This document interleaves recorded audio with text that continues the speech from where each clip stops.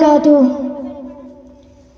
نحمده ونصلي على رسوله الكريم أما بعد أعوذ بالله من الشيطان الرجيم بسم الله الرحمن الرحيم সমস্ত প্রশংসা স্থাপন করি সেই মহান রব্বুল আলামিনের দরবারে যিনি এই গোটা বিশ্বের মালিক। তার শানে বলে উঠি আলহামদুলিল্লাহ। তারপর জানাই সেই মহামানবের প্রতি যিনাকে সৃষ্টি না করিলে আপনি আমি কিছুই সৃষ্টি হতো না। তার শানে বলে উঠি সাল্লাল্লাহু আলাইহি ওয়াসাল্লাম। এই মঞ্চে উপস্থিত বিচারক মণ্ডলী, শিক্ষক মণ্ডলী ও গ্রামবাসীবৃন্দ সবাইকেই আমার পক্ষ থেকে আন্তরিক সালাম। সম্মানীয় উপস্থিতি, আজকে আমি যে বিষয় নিয়ে বক্তব্য করব সেটি হলো পিতামাতার অধিকার সম্পর্কে। সম্মানীয় উপস্থিতি, আমরা আমাদের সমাজের দিকে তাকালে দেখতে পাবো যে কয়েক দল যুবক তারা কিনা পিতামাতার স্নেহ এবং ভালোবাসায় বড় হয়েছে। তারপর তারা বড় হয়ে বিয়ে করার পর পিতামাতাকে দিয়ে ঘরের সব কাজ করিয়ে নেয়, পিতামাতাকে দিয়ে ঘরের চাকরানির মতো খাটিয়ে নেয়, কিন্তু সেই পিতামাতার শেষ পর্যন্ত স্থান হয় কুঁড়ে ঘর। কিন্তু এই যুবকরা কি কোরআনের দিকে লক্ষ্য করে দেখায় না? কোরআনে আল্লাহ পাক বলেছেন, হে বান্দাগণ, তোমরা তোমার পিতামাতার খিদমত করো, আমার ইবাদত পালন করো।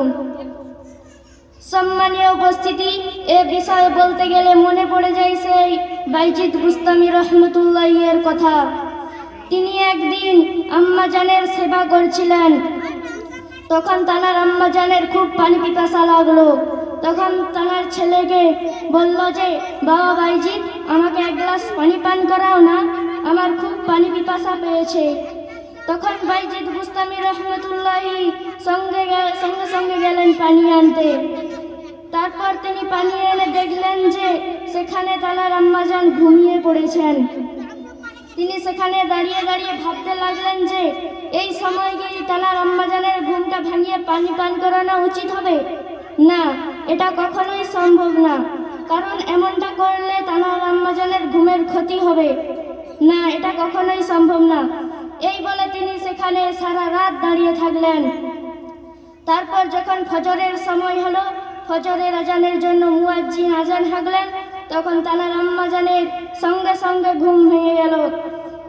তারপর ঘুম ভেঙে যেতে তিনি বাইজিদ বুস্তামি রহমতুল্লাহিকে এমন অবস্থায় দেখে প্রশ্ন করলেন, বাবা বাইজিদ, তোমার এমন অবস্থা কেন?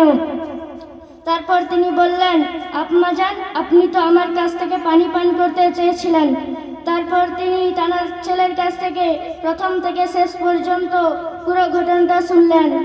তিনি এই ঘটনাটা শুনতে শুনতে তানার চোখ থেকে ঠপ ঠপ করে পানি পড়তে লাগলো। তারপর তিনি আল্লাহর কাছে দুহাত তুলে দোয়া করতে লাগলেন যে, ওগো মাওলা, তুমি আমার বাবা বাইজিদের নামটা তোমার মেহবুবের বান্দাদের খাতায় লিখে নাও।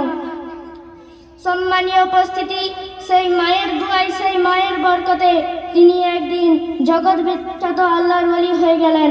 তানার নাম এখনো পর্যন্ত ইতিহাসের পাতায় পাতায় লেখা রয়েছে। সম্মানীয় উপস্থিতি, আল্লাহ তাআলা আমাদের মা বাবার খিদমত করার তৌফিক দান করুন। এই বলে আমি আমার বক্তব্য শেষ করছি। আখির দাওয়ানা আলহামদুলিল্লাহি রাব্বিল আলামিন।